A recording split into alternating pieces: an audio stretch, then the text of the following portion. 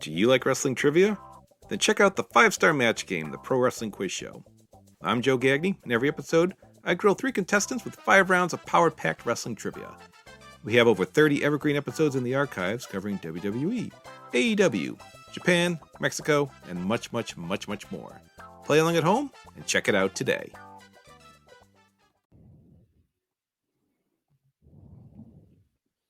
This podcast is a member of the Voices of Wrestling Podcasting Network. Visit voicesofwrestling.com to hear the rest of our great podcasts, as well as show reviews, columns, opinions, and updates across the world of wrestling.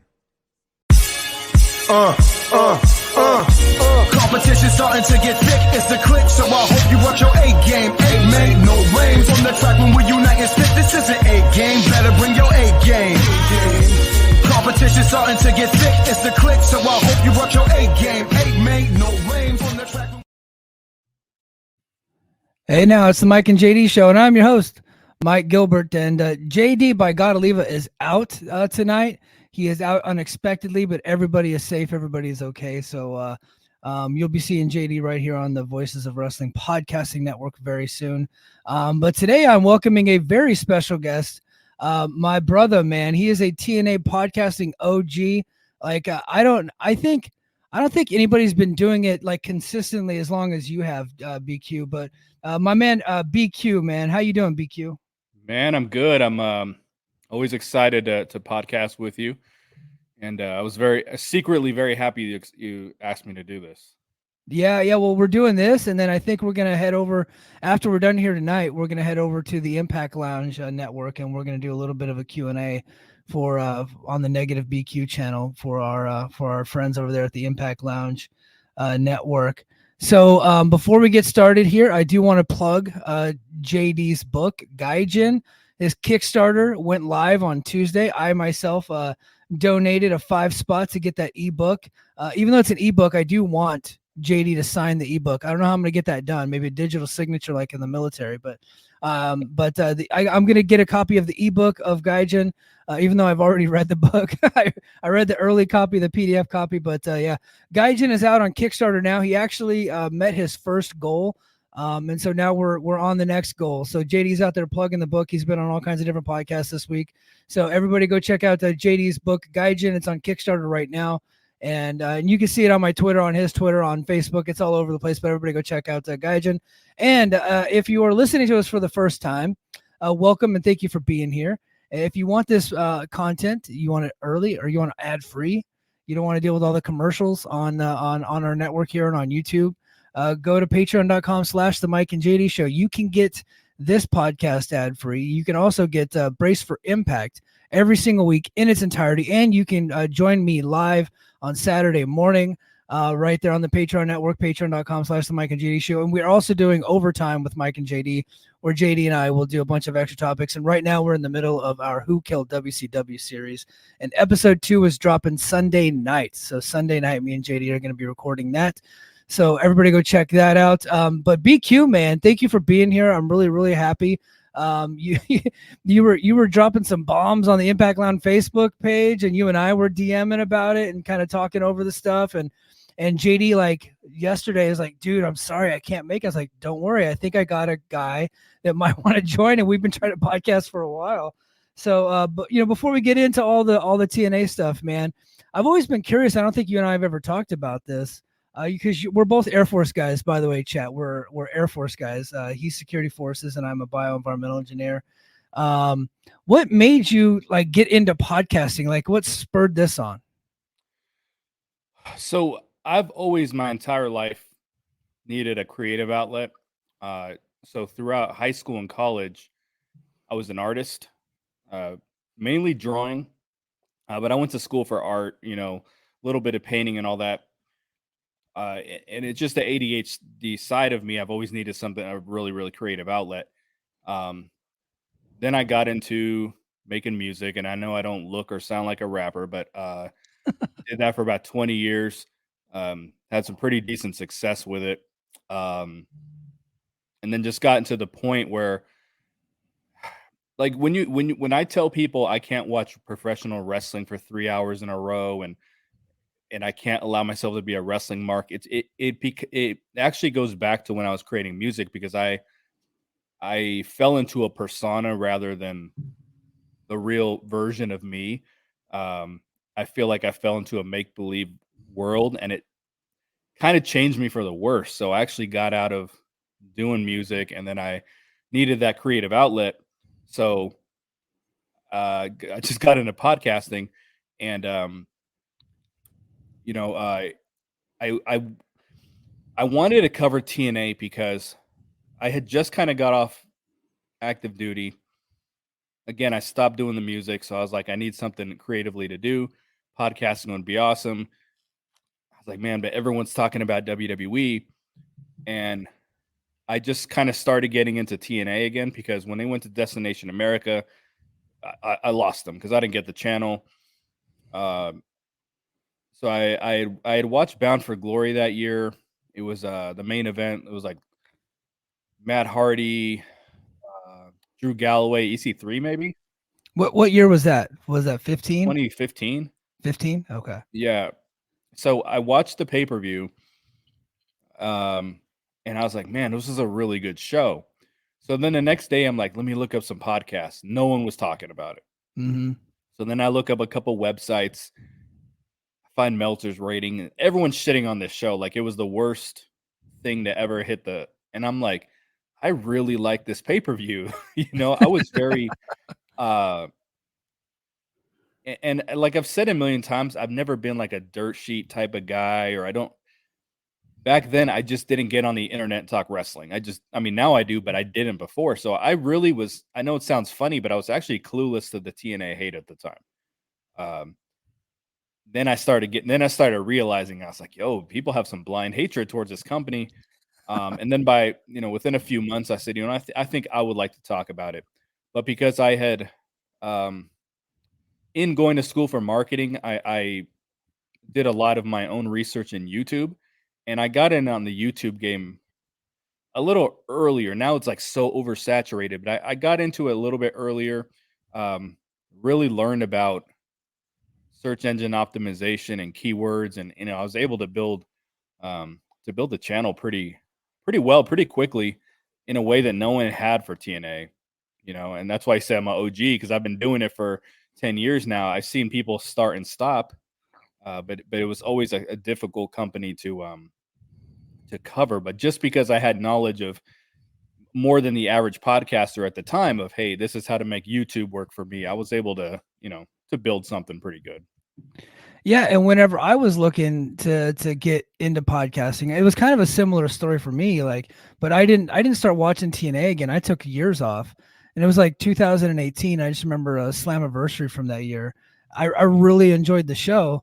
And then I was listening to some of the more, like Dave Meltzer and some of the other reviewers and stuff like that. They watched the show too when they got onto the radio shows. They were shitting on over, and I was like, I really like that show. I thought it was a fun time. I thought that Sami Callihan and Pentagon Jr. had a hell of a match, and so I was like, I think I kind of dig what they're doing right now. And they're bringing over the Lucha Underground guys, and I was a big fan of Lucha Underground. And so, and then I didn't start podcasting till 2020 during the pandemic is whenever I got back into podcasting. And when I did, I was just like, I think there's a fan base that's being underserved right now, because TNA, there's not a lot of people that watch the show, in the grand scheme of things as compared to a lot of the other companies. But there's still a decent number, and nobody's paying attention to them. And I was like, I felt like I could, watch the show and kind of market towards that, super small, but super rabid and passionate fan base. And a lot of these people think that everybody hates them because they watch TNA. So I was like, I think I can do that. And I remember picking up your show, and I was like, oh man, I think I dig BQ. And then there was a couple of other podcasts out there that I was like, you know what? I think I can be the number 2 guy behind BQ. And I'm happy to take that number 2 spot, behind you, sir. But and you've always been a helpful to me along the way too, giving me advice on how to build a channel. And so a lot of the stuff I'm doing here at our YouTube channel, that a lot of people give me shit for, you guys can blame BQ because he kind of put me up to it. So, but.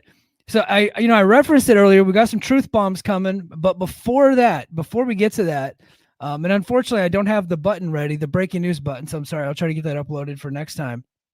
Jeff Hardy, man. It was announced earlier today by Fightful Select, I believe, that Jeff Hardy's contract was had expired with All Elite Wrestling and making him a free agent here pretty soon. And then PWInsider a couple hours later, they got on their website and they said that Jeff Hardy not only is he a free agent, but he'll be joining his brother Matt in TNA. So the former TNA World Heavyweight Champion, probably I would say as far as like most popular wrestlers, he's got to be like in the upper echelon of most popular TNA wrestlers ever. And I know people don't like to see him as a TNA wrestler because he's more famous from his WWE days, but when he was in TNA, he was always like the most popular guy on the show. You're talking about Jeff Hardy? Jeff Hardy, yeah. Okay, I was reading a couple comments here for a second, and I missed. Oh, chat. I'll get to you guys. Don't worry about you. I'll get to you guys. We're gonna cook a little bit. Yeah. I just I got curious here and got into the chat for a second. So, So I think we all expected Jeff Hardy to show up once we knew Matt was coming. We knew Jeff was likely to come, and their AEW run has been everything as awful as it could possibly be.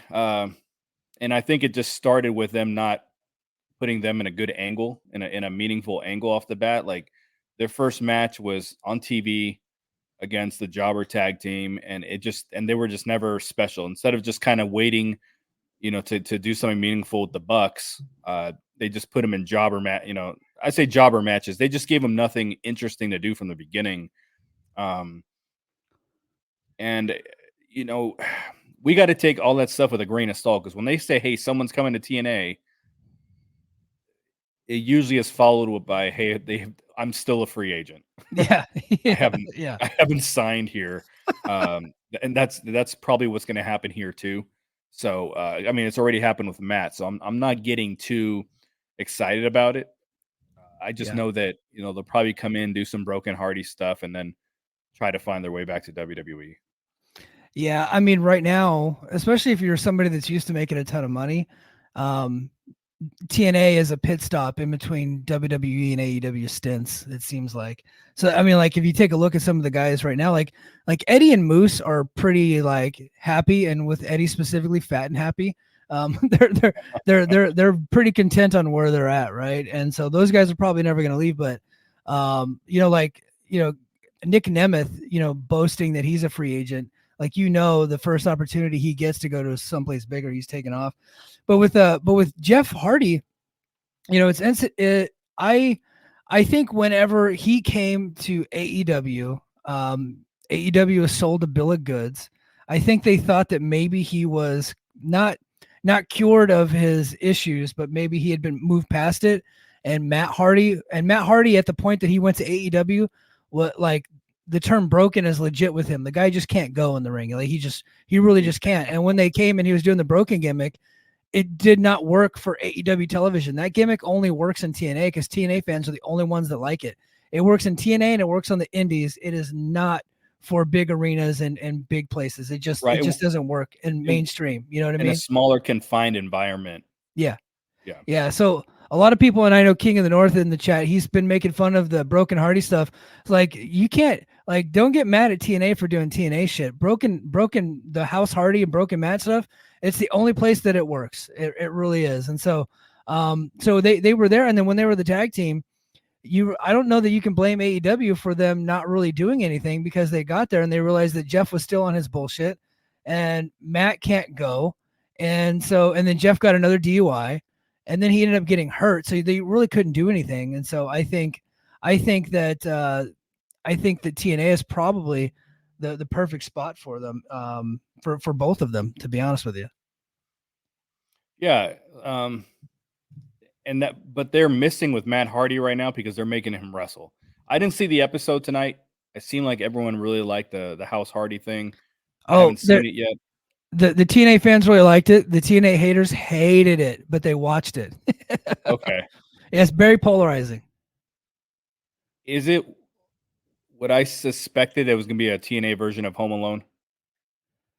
No, not necessarily. No, okay, it was more like I don't want to spoil it for you, but they didn't really do any fighting or wrestling or anything.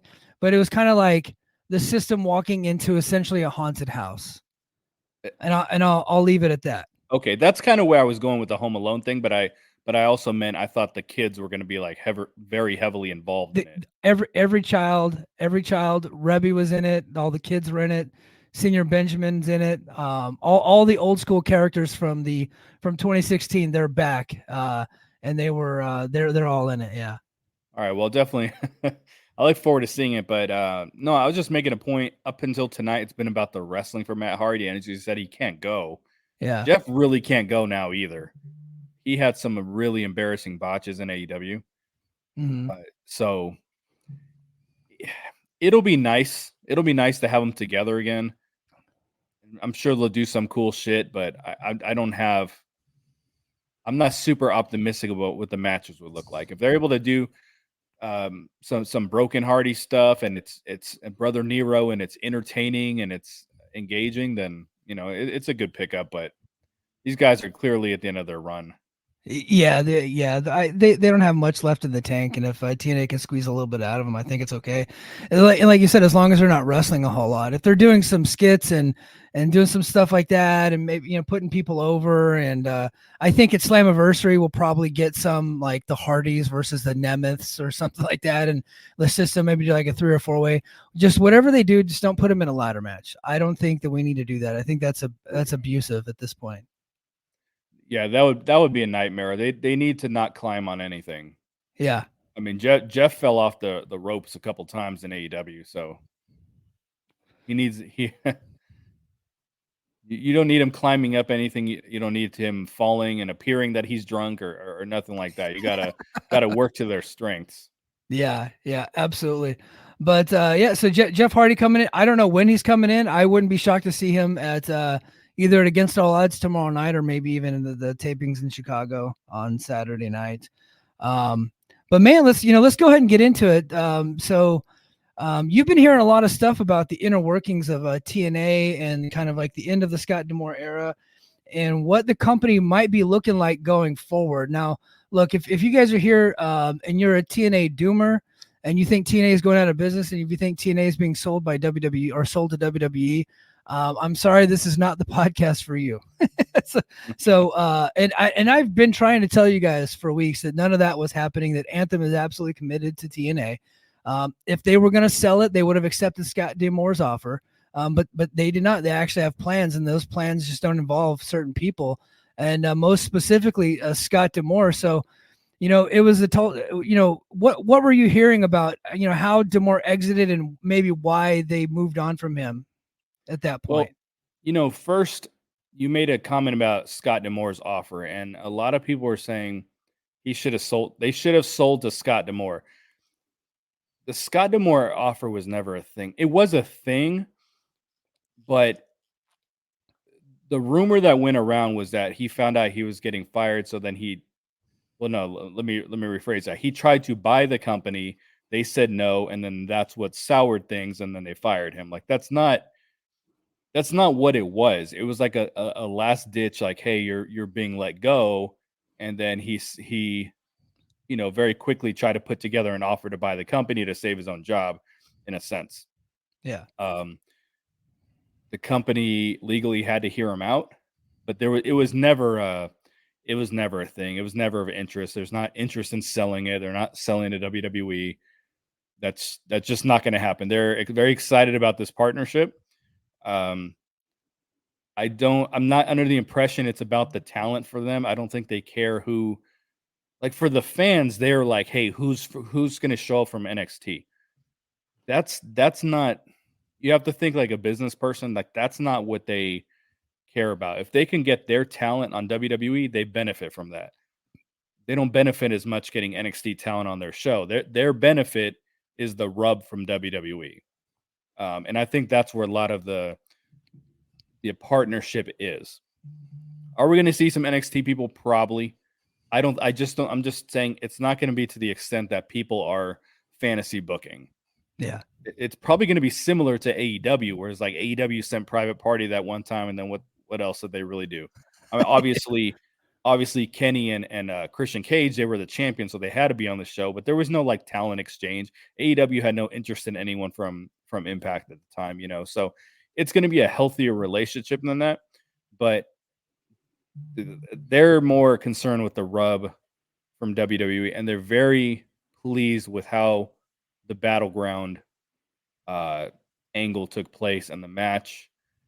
It was a very added bonus that there was blood involved, because I didn't know where the blood came from watching the match, but it's because Jordan got her earring ripped out. But it did add to the match, and what they were going for was a finish that protected the champion. They said, we can't just send our champion on their show to lose. She has to be protected. But it's someone who has like a business mindset looks at it and says, okay, they were promoting whatever you think about Ash by Elegance, they're promoting Ash and Jordan. Yeah. And the Slammiversary. That's what they get from it. Yeah. People, her name on this show is Ash by Awful, by the way. Yes, Ash by Awfulness. Yeah. I don't. That's one of the few names I don't mess with on my show. But yeah, for the sake of this show. Yeah. Yeah. Yeah. So back to Scott, and we'll put a bow on the whole Scott D'Amore story, because I think I've exhausted Scott D'Amore topics and Scott D'Amore thumbnails ever since he got fired, and it came out that he was like going to try to buy it and yada yada yada. In your opinion, and from what you're hearing, what do you think ultimately why did the relationship go south? Like, why did they want to move on from him? What was he not doing that they wanted him to do? So I'm going to be real here, because when you listen to the Meltzers and the Sean Ross Sapps of the world, I'm not saying their information isn't correct, but when they report, they're going to be like, well, we want to be on TNA's good side. We want to be on Scott D'Amore's good side. We want to be on this person's good side, or whatever, because that's what they do. I don't give a shit. Scott D'Amore don't know me. I don't know him. He's not going to DM me after this. My loyalty is to TNA and who I know there. But like, the way it's worded to me is that if you're good at your job, you're going to keep your job. Yeah. There's a perception that Scott D'Amore was a lot better at his job than he was. Now, he had a great relationship with the wrestlers. You can tell that on social media. You can tell when they wrote the letter, like, they liked Scott. It's not that he was like an unlikable person, but for the people appointed over him, they weren't as happy with his performance as as the fans thought they should have been. Now, when he got let go, I was guilty of it. Like, what the hell are you doing? Yeah, this guy saved your company. And that's what some of the problems were backstage, was that he was allowing the perception to be that he was single-handedly responsible for the for the growth, for the excitement, for all the good that was going on. He kind of allowed that perception to be that he was the dude, when in fact there was a team of people. And in the military, dude, like, because we get it the worst. Mm-hmm. You have that supervisor ahead of you that, I'm not saying he did nothing. That's not the picture I'm painting. But the picture that you have, the picture I'm trying to paint is when you have someone above you that really isn't doing that much work. It's the people underneath them. And then at the end of the day, the recognition goes for that person. Yeah. I was on a deployment one time. It was me and 3 dudes. We had office jobs, and we were busting our ass this whole deployment. Our supervisor couldn't even have done our jobs if we called in sick that day. Like, he didn't know what we did. End of the deployment, this dude gets the medal, and we're just standing there with our dicks in our hands, and clapping for him. Yeah. And it's, so again, I don't want to paint a picture Scott wasn't doing anything, but there was a team that was really responsible for a lot of what was going on. But the perception has always been, well, Scott D'Amore is saving this company. And when you do that, you're protecting yourself. So eventually he gets let go. And of course the fans are like, what are you doing? He did all these things. And I was guilty of it. I got in arguments with Twitter. That's one time where the trolls actually get one over on me, the marks, because I had people tell me Scott's not the only person at the company. And I said, well, Scott's the head of the snake. Everything runs through him, but I was actually wrong with that. That's one. But again, I just kind of fell into a perception that they needed Scott and that, they don't. So it's the company knew they were getting rid of Scott for a long time. So when these rumors have come out that, well, Scott wanted to spend money and Anthem didn't, that is not true.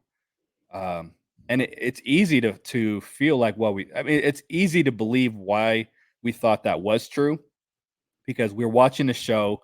We're like, yo, it looks like shit. It's looked like shit for a long time. There's people on screen who are horrible characters. So it's easy for us to believe, hey, this, everything runs through this dude. But no, really what it was is that, the company is like, well, we're going to spend money. You're just not going to spend it. They had the vision a long time ago that their vision and Scott's division didn't line up. The perception was also that, kind of Scott was the one that's like, hey, we got to get this show looking good. It's got to look like a national televised product. Really, the company felt very stagnant under him because he wasn't making the necessary changes. So when we're sitting here and saying, yo, this show looks horrible on TV, the venues look horrible, the editing looks horrible, they know that. What was making me so mad as a podcaster was like, are they fucking blind? Yeah. But that wasn't the case. They knew. These people backstage like, hey, this show looks awful. He was the one holding it back from like making the necessary changes. So you saw when Scott was let go, all these other people were let go too. From David Sahadi to fucking David Penzer. This was done because the company did not find them good at what they did. And, as fans, again, we're like, oh my God, the company's falling apart. They're just getting rid of people and bringing their people in. That's not what it is. They just said, hey, we have to bring in better people. And they want to bring in television people who know how to make a show look like a nationally televised broadcast, not like an independent show, which is how it's looked for a really, really long time. I've been saying for like 3 years now, you have to look more like NXT than you do like MLW if you want to get anywhere.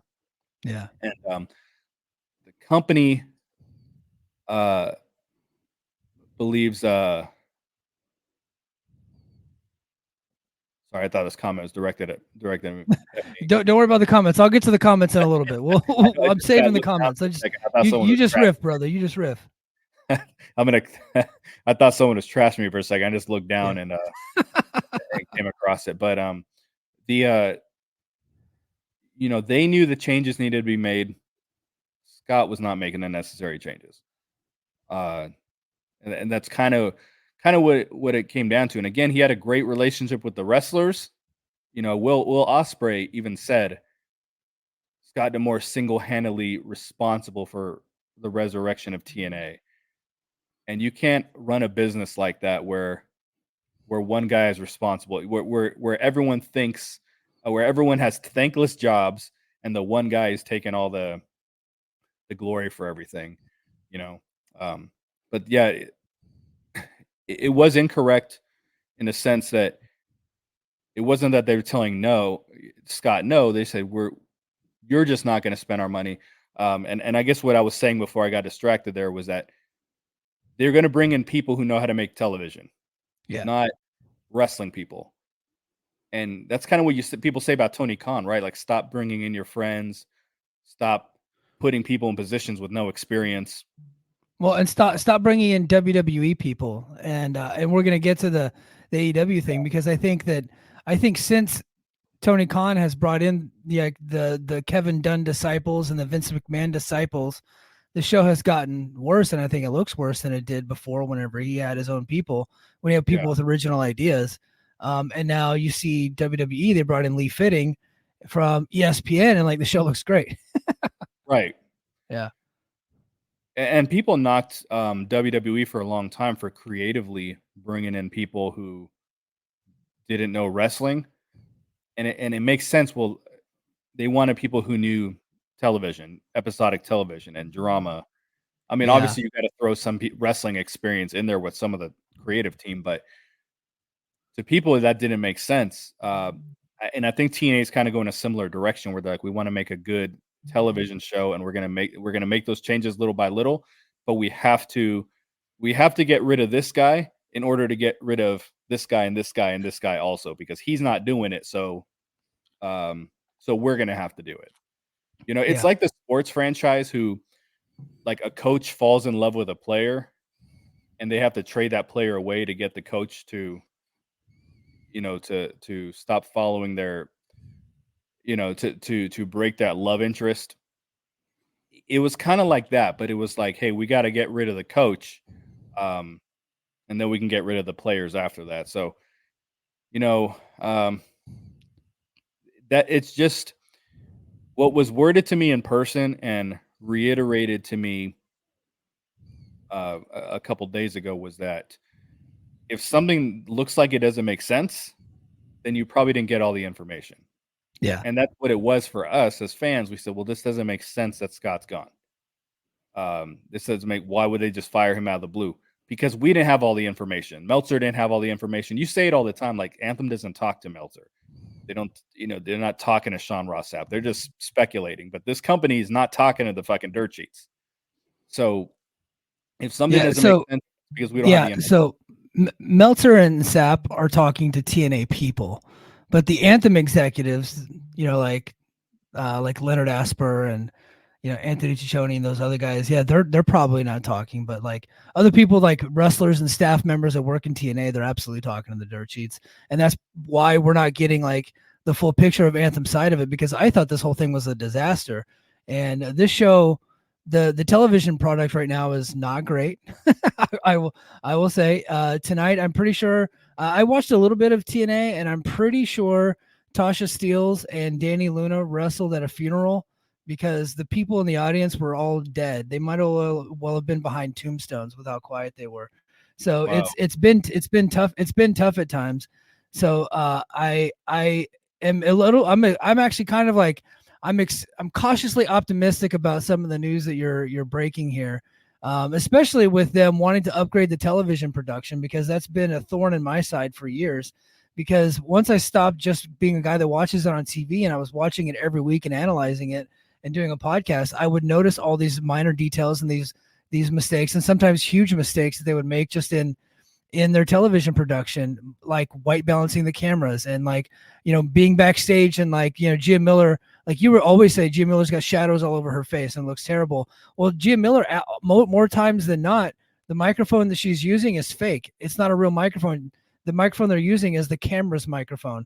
Like the audio is always off, and like the live, you know, like the whole production has been trash. And I've been saying forever, like the TV director Sahadi needs to go, because all this is happening on his watch. And now we know why he wasn't gone, is because he was being protected by Scott D'Amore. Scott D'Amore is gone, and now Dave Sahadi was no longer safe. And so they ultimately made the decision to get rid of him. And looks like they might have a replacement. I don't know who it is, but they got somebody in mind, it looks like. Yeah, and that's exactly what it is. And and more people are gonna be gone here soon. I'll tell you that right now. Yeah. They obviously, you can't make all those kind of changes at once, but they're gonna make incremental changes for the show to be better. They have Anthem execs at the shows now, and they're trying to help with the production of the show and how do we make this look better, to where before Scott was essentially like blocking those people from being involved. I don't know if it was like a control thing. I don't know exactly, but I don't think he had the dedication to how the show looked like the fans thought he did. They thought he was the one that was like, hey, we're going to up the production. That's not what it was. Because remember, they said, hey, we're going to have these production upgrades, and then it just disappeared. People thought that had to do with Scott D'Amore being gone. Like, no, Scott was the one who was kind of like blocking that from really happening and really growing. And now that he's gone, those people are now at the shows, and they're working with the team and trying to get it, trying to get it to look better. The venues, they're kind of stuck with some of these venues right now because some of the people they got rid of are the ones that got these venues. But they're going to focus here probably 2025 of venues they're gonna look good on television and look as it was worded, like a national television show, not like a super indie. So they're Yeah. aware that it looks indie, doesn't look good. We're probably stuck with that for the rest of the year. But then I would say, yeah, because they gave us venues all the way up to Cleveland. I don't know what the Cleveland venue looks like. I have no idea. I'll just tell you what it looks like. Game Changer Wrestling is running that next month. So Okay. yeah, that kind of tells you exactly what that's going to look like on television. All right. I think it was probably I think it was already booked, but Yeah. that's kind of, I believe that's what was worded to me, is like next year they're going to try to make, just run some venues that just look better on TV. Yeah, because right now they're booking a lot of older venues and indie venues, and a lot of the venues that ECW was running, which makes sense because Lou D'Angeli was in charge, and so he's booking old ECW venues. And I think Gerard in the chat said something to the effect of the new guy that they have right now, and it says his name is Greg Bagarosi, Greg Bag of Donuts. Bag of Donuts. Oh, He's that's a military name right there. Yeah. Yeah, he's doing it right now. He was a former ECW and an MLW guy. I don't know that guy is like the long-term replacement. So I think eventually they're going to have like a full team in place. Now I theorized this, last week or a couple weeks ago. What are you hearing as far as like TNA and Invicta kind of being involved more often, and maybe even having maybe not if the same production and live events department, but working together more? God, I didn't ask a whole lot in regards to that. It's not going to be the same production team. I'm under the impression it's just going to be Anthem will be more heavily involved in the TNA side of production. So that's just kind of what was the way that it was explained to me. I didn't really ask much about Invicta and their deal and all that. If I'm being honest, I don't care about them. I know like a lot of TNA fans do. I see it all the time in our chats. People like, Invicta this and this. Like, I give fucking two shits about them. So that's why I didn't really like dig too deep into it, unfortunately. Yeah. Now, Full Sail University is something that's been kind of being tossed out there for a couple of months now. And last week, Meltzer said that deal was all but dead because of Lou D'Angeli being fired, and Lou D'Angeli was the point man. But he did end the sentence by saying that the people in the company still have a glimmer of hope that deal was still alive. And then Sean Ross Sapp on Sunday night after Battleground was saying kind of some of the stuff that you're saying with like, hey, no, it's not like, hey, TNA is not going anywhere. They're not selling. They're not going out of business. He was saying that on that podcast, but he said that they're looking at moving to a fixed location like relatively soon, and maybe even, I can't remember exactly what he said, but kind of what you've been hinting at, like a fixed location and things looking a lot better in 2025. What do you think about, Full Sail University? Is that even still on the table, or did that die with Lou D'Angeli? I don't have information in that. I will say I don't believe it is a dead thing. Yeah. I don't. That the vibe is not that I have is that it's not dead. But it's very tight-lipped regarding that. That could be for the good, could be for bad. I just know it's the whole situation is really tight-lipped. And one of the things that I'm trying to help them communicate to the fans is that everything was, again, I'm going to go back to what I said in the beginning. Everything was not Scott. So, I'm guilty of it. When Scott was gone, I was like, there goes the relationship with WWE. I said that. Scott did not set up Jordan Grace to wrestle at Battleground. It was the current, the current Anthem guys who made this happen. Like they are fostering their own personal relationships. It's not like, hey, Scott's gone, so AAA, New Japan, like I think you had kind of talked about it, like, well, there goes AAA. Like that's actually not the case. It's just on hold because there's so many changes going on right now. But we'll see those partnerships again down the road. But this current team is fostering all these relationships, and they are getting out and doing these things. But again, the perception was Scott. Scott was the guy, and nothing operates without Scott, and that's just not the case. When Battleground happened, who was there? Dr. It was Ariel. it was a Chon Chon, and it was Ariel Schnerer and Right. Jonathan Gresham. So it's pretty funny because Gresham actually and Gail Kim, and Gresham actually posted the picture on Twitter, and he deleted it. But because I am quick, I made sure to nab that photo before he deleted it, and I was able to post it because Chon Chon looks like a mob boss. So I was like, Yeah. you know, if Jordan, I had to make my joke that if Jordan Grace loses, someone's getting whacked. So I made that, and then but he ended up deleting the tweet, and I think it's because Anthem execs don't want to be seen like as being the faces of the company. They just want the company to be the face of the company, if that makes any sense. Correct. And that is exactly what I tell you exactly. That is why the tweet came down. They specifically did not want to be on screen. The belief is that Scott D'Amore would have wanted to be on screen, or whoever was there with him would have said, some of these guys they got rid of. If they were there with him, the belief is that, hey, we want to be on screen. We want to be recognized. We made this happen. Like I've said on my podcast, this company is faceless. I wouldn't recognize any of these Anthem guys if I walked past them on the street. I thought that was a bad thing. It's actually a good, now that my perspective is changing, I'm seeing it's a good thing because they don't want the focus to be on them. They're not trying to get themselves over, which is what I said about Scott. I said it about Don Callis.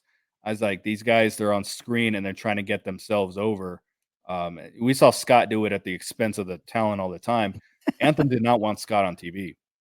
That was my next question. Right.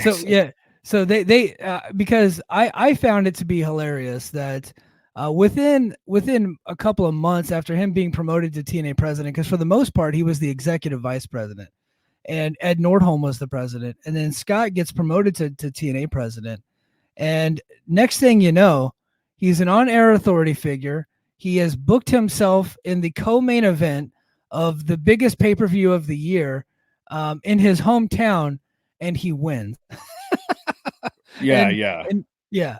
So what did they think of Scott being on television? Yeah, and he's hitting Canadian destroyers and because you notice when Scott was on TV, he was always putting himself over. He had the snarky comments, with the exception of him going through the table, which happened twice because they failed to use the proper fluid to light it on fire the first time.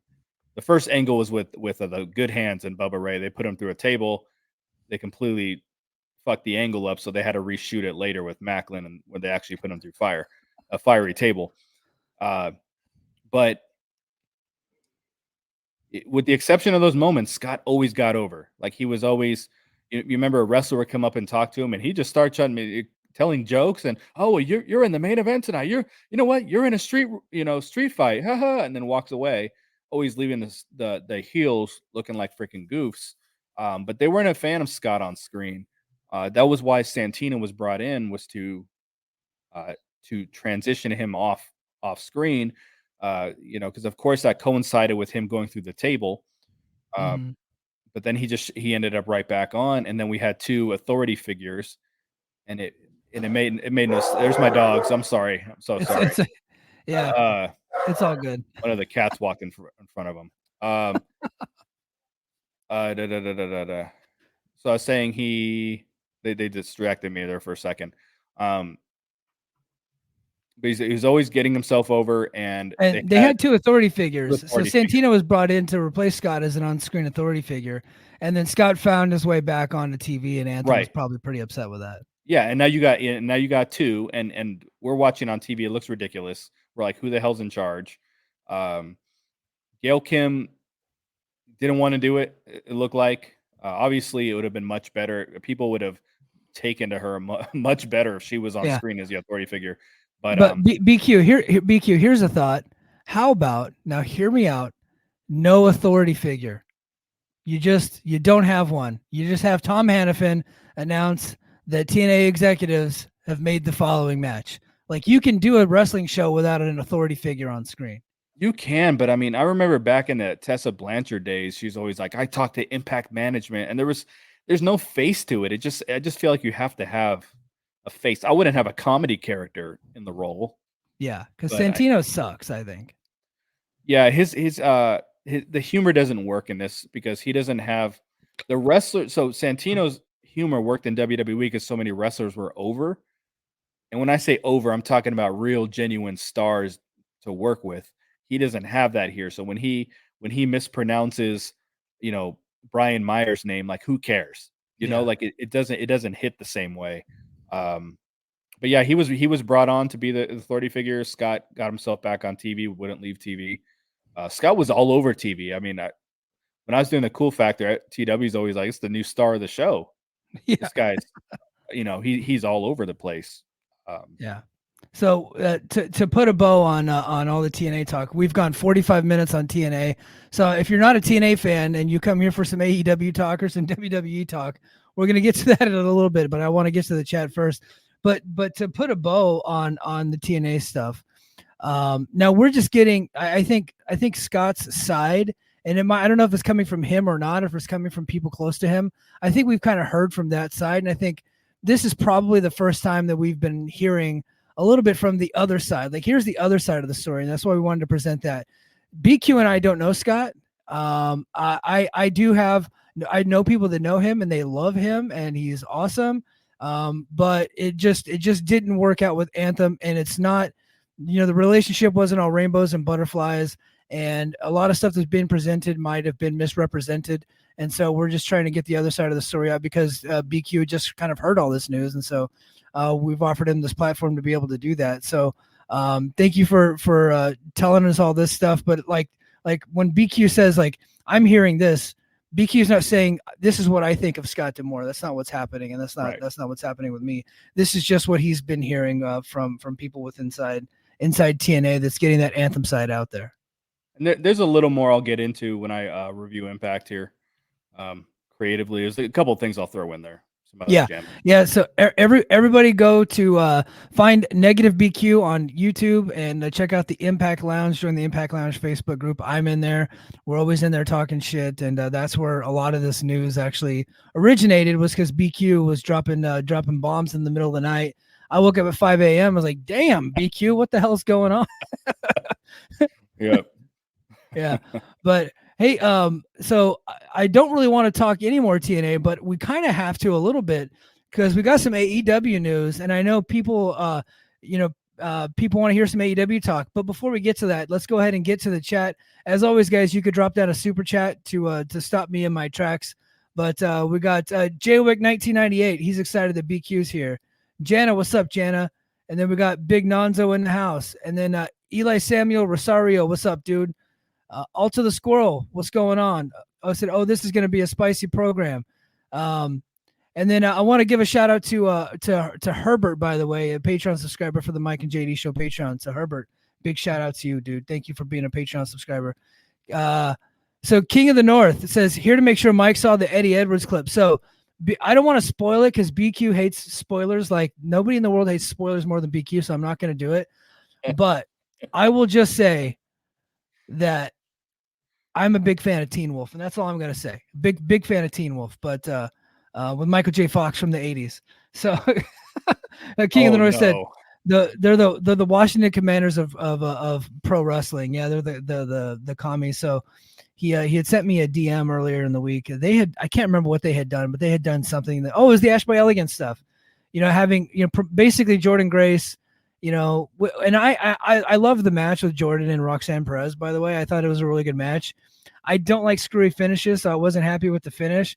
And I don't like the fact that they're trying to promote a Ash by Elegance match when she can't work.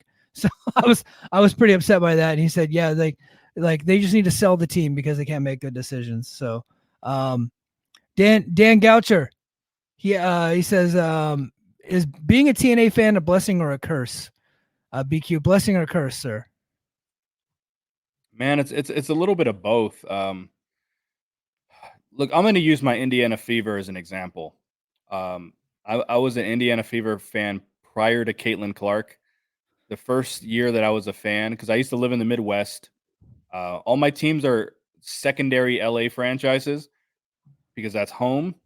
But I was living in the Midwest. I was like, I'm not going to cheer for the Sparks because they have Laker colors.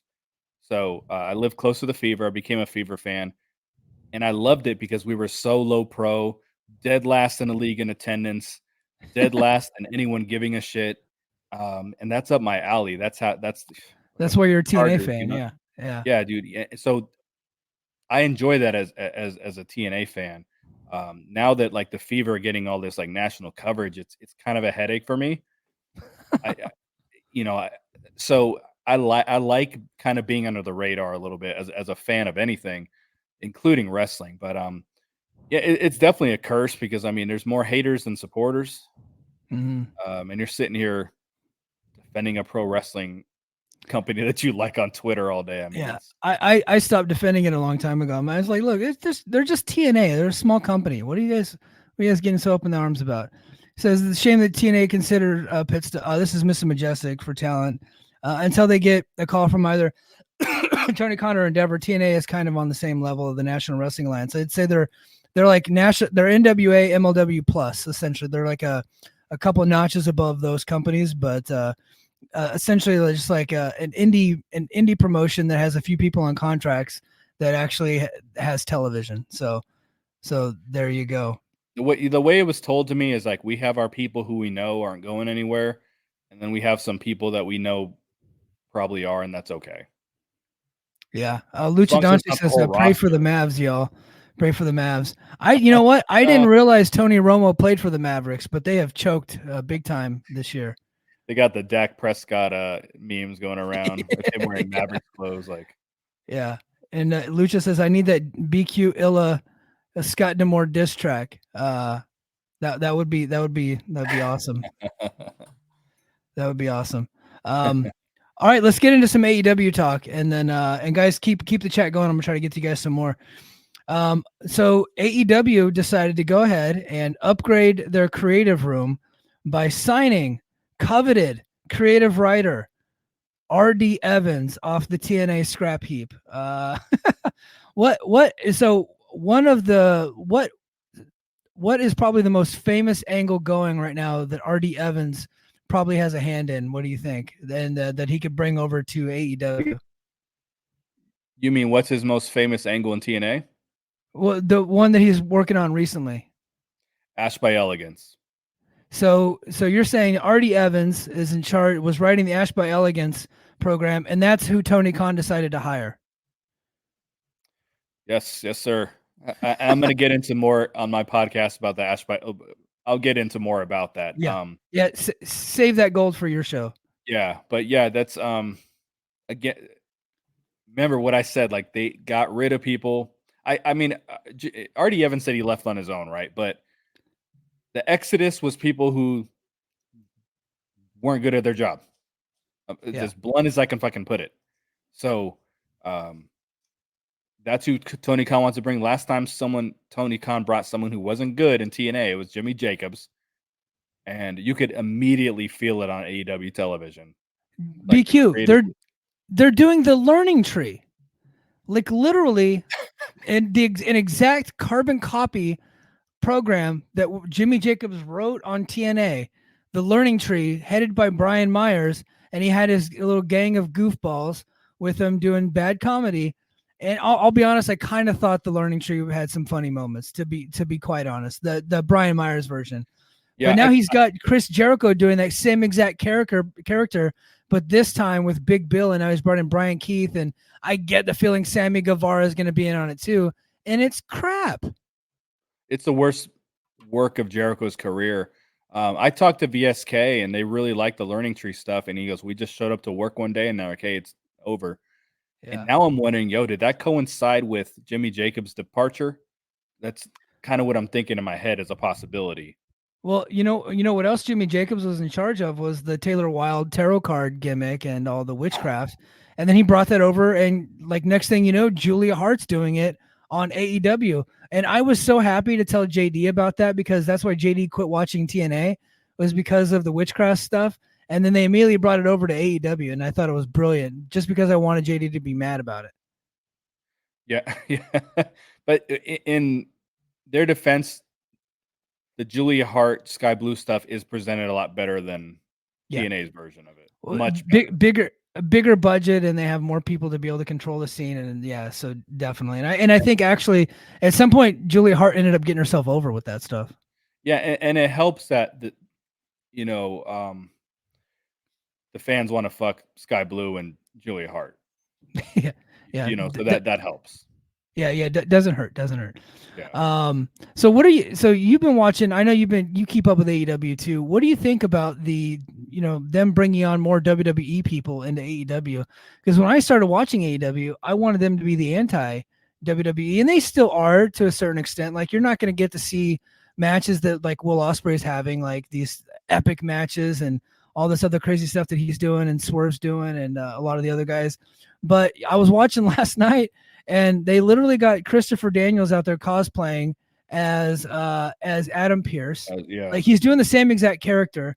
They went from having essentially no authority figures to having right now they have 4, and I think when Kenny Omega comes back, they're going to have 5 authority figures on the show, and they're crossing over, right? And they're doing a lot of the same stuff, and they're doing some bad comedy. It's like what are we doing here, AEW? You guys used to be the cool show, and I was actually listening to Meltzer earlier today, and he was talking about the beginning of Nitro and how it would come from like nightclubs, or it would be at like college campuses and stuff like that, and like that was the cool place to be. When AEW first came online, that's what AEW was. It was like you would look into you watch the show, and every single week was a party, and now it's just them cosplaying WWE. Yeah. I saw Orange Cassidy today. It was like he put out a quote like, "We want AEW to be cool again," and I'm like, but wrestling, number one, is not cool. It's very difficult to make wrestling cool. You can't just manufacture it. Sometimes it happens organically with the Stone Colds, the Rocks of the world, and really the early AEW days. But then every time Tony Khan, who's a very uncool person, gets on screen, that drags down your product. You know, the more nerds, the more dorks you put on screen, like the less cool it's going to be. And it is a bad version of WWE right now. Like you see, I've got my Dark Order shirt. I think you didn't like them, but I did not. biggest fucking fan of them, dude. Well, I have to correct myself. I was not a fan of the way they were presented at first with their first inclusion, but when they were on, they were doing some of their skits with Brody Lee slapping stuff out of people's hands. I thought that was really funny, and I was a big fan of Brody Lee. Yeah, once they built the stable, and like, so they had something very interesting in their stable where they're a heel stable. Colt Cabana is a part of their stable. He's a white meat babyface, but they made it work. Like they would do 6 Preston Vance, Alan Angels, and Colt Cabana were 6-man trios, whatever. 2 were heels, 1 is a babyface, but they found a way to make it work, and it wasn't bad, like that just shows when you got some focused creative that you can do some stuff different. But now it's very much a carbon copy of what they see in WWE. If I wanted to see these people from WWE, dude, I would watch that show. Yeah. Like, and I've never been big on let's load the talent, the roster with old wrestlers. Like TNA has done that with the RVDs and the Dreamers, and I have fucking Ken Shamrock signed to the company for a year with liver spots and no tan. Like I don't know what their target fan base is when you do that. When you bring in guys in their 50s, Yeah. We got some WWE notes, and then we're gonna send it home because I almost said JD, because BQ and I are gonna go over to the Impact Lounge channel. We're gonna do a Q&A over there. And we're so thankful that BQ was able to make some time for us today. Man, Ricochet left the WWE. I mean, he's going to AEW, right? Like there's no doubt about it at this point. Yeah, dude. I've seen the TNA. I saw a TNA post. Not TNA, but TNA fan says, "Why not us?" I'm like, he's not coming here. So Ricochet he flat out said on Twitter that he wasn't going to TNA when he was a free agent the first time. Yeah. He never had it. He watched TNA because he said he had friends there. He had never had interest in signing there. He's definitely not going to now. But the problem is on WWE television, there's no one like Ricochet. AEW, there's a lot of Ricochets over there. I know he has his own skill set, but so does Rey Fenix. And does Rey Fenix stand out from fucking... I'm trying to think of another just random high flyer that does some flips. I mean, So with Ricochet, he could have stood out more in WWE, but I just never really felt like they got behind him. Like they got behind him a little bit in NXT but when he got onto the main roster, I just never felt like they ever believed in him as a character and believed him in as a guy that really could be at the top. And I fully believe in him. And I think when he gets over to AEW and everybody's like, he's just going to be going from one mid-card company to another mid-card company. But at least in AEW, he'll get to do his shit. And that's what I want to see. I want to see him do his shit. I get to see Phoenix do his shit. Now, is Phoenix ever going to be the world champion? Of course not. But at least I get to see him like be awesome, right? His opponent and I don't gets care hurt, if he's second match or last match. He gets to be awesome. Yeah, I said if Phoenix's opponent gets hurt in the match, he might. When he got the title from Moxley. Yeah.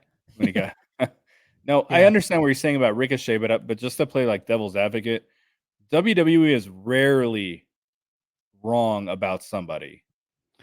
Oh man, they were wrong about Swerve, brother. I mean, like I've seen them be wrong about, and they were wrong about Drew McIntyre too. They fired his ass, and he made a name for himself. They were wrong about Cody Rhodes. Yeah, but then they're not always wrong. They were right about Aleister Black and Keith Lee and some of these other cats. I just personally, because I watched him for a long time before he went to WWE, I think they're wrong about Ricochet. I'm gonna put myself out there and say that. Now, a year from now, I could be, come on this show and be like, okay, I was wrong, but I think they're wrong about Ricochet. Like I see someone here says wrong about Tony Storm. I would agree with that. Yeah, I'm not saying they're always wrong, but they're usually right. It took Drew. Yeah, I mean, yeah, but Drew ultimately had to come back to WWE. There's few though who became stars leaving WWE. Like Drew got himself over. Cody got himself. Oh well, Cody probably, but Drew had to come back to be a star. Yeah. So I don't know. Yeah. We'll see. We'll see a year from now. We'll see. We'll see a year from now. If a year from now, like he hasn't really had any meaningful matches, which I think like right away they're probably going to burn through a bunch. Like within the first couple of months, he's going to wrestle Ospreay and he'll wrestle Pac or Pac, whatever you want to call him, and he'll wrestle Danielson before Danielson retires. But if like a year from now he is like on the pre-show in a trios match, I'll be like, okay, yeah, maybe I got that one wrong. But to support your theory in Lucha Underground, he wrestled with a lot of those guys, and he was the dude there. He was the tippy top guy in Lucha Underground. He was awesome as Prince Puma. Yeah, Prince Puma freaking ruled. And there was the Phoenix and Pentagon and Swerve and all these dudes there, So yeah. I love that crew. Which makes sense why I've always been a big supporter of Swerve, because he was on Lucha Underground. All right. Lastly, I had some other notes, but we have already gone over time because I did tell BQ we'd only go an hour because we got to get to another podcast right after this. But Hikuleo from New Japan, he is going to be joining. It looks like he'll be joining his brothers Tama Tonga, Tongaloa, and the Bloodline coming up here pretty soon. Looks like they're going to call him Tala Tonga. Tala, the tall one of the Tongas is going to be Tala Tonga in WWE. I think his real name is Tala, but Taula or something like that. Yeah, but they're spelling it Talla. LLA, yeah. It's going to be interesting to see where he falls into the equation, because right now you've got the three on screen. You can eventually put him versus the three, the Usos and Roman, but now you keep throwing new people in there. Well, you know where the fuck is coming from? MLW. Yeah. So it's gonna be Solo and the Tongans, right? Because Hikuleo will be with Solo and his brothers, and it's Solo and Tama Tonga Tongaloa, and then when Roman comes back, he'll have the Usos and he'll have Jacob Fatu from MLW. Right. And so then it'll be 4-on-4, and that's like probably your War Games match later this year. The NWA just debuted the Savage Samoans, and they're from the same, like the Son of Sika, like they always are. Yeah. These motherfuckers suck. So there's no like. I was so disappointed when they wrestled. I was really looking forward to. Let's see. It's a really tall guy, kind of like who were you just talking about? Hikuleo. He's not that tall, but he's a tall dude. And then you got a shorter, fat guy that's more of a like Falaba type dude. They've taken him off his feet the first match. That's funny. Doing comedy. I was like, oh my god, you guys just fucked them up in one match. Yeah. Hold on. I got Dan Goucher on. He said AEW better lean into an ambulance match with Ricochet. So the idea that I saw for Ricochet online, because he got taken out in an ambulance on Raw, him and Samantha Irvin, I think that he should debut like in the back of an ambulance or like driving an ambulance to the arena on Dynamite.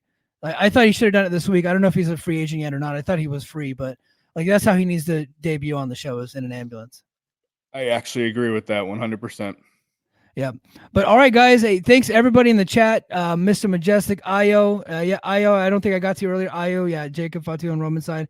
I appreciate everybody being here. Head over to patreon.com/the Mike and JD show.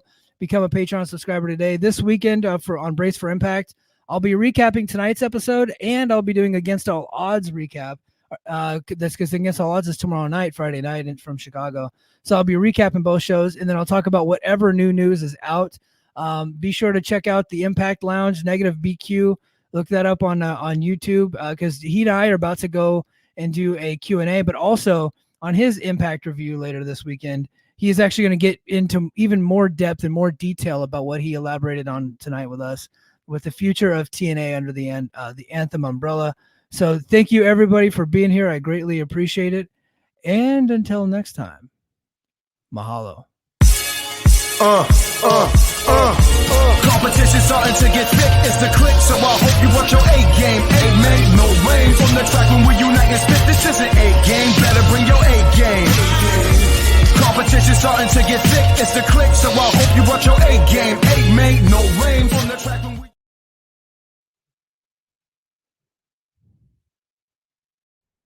Hey kids, do you like wrestling? Well, we like wrestling too. We are Shake Them Ropes here on the Voices of Wrestling Podcasting Network. Myself and Chris Novembrino kind of doing a lazy river of wrestling criticism, going through the news and whatever happened in stateside television wrestling. And also, you know what? Sometimes we just like to watch old stuff and talk about that too.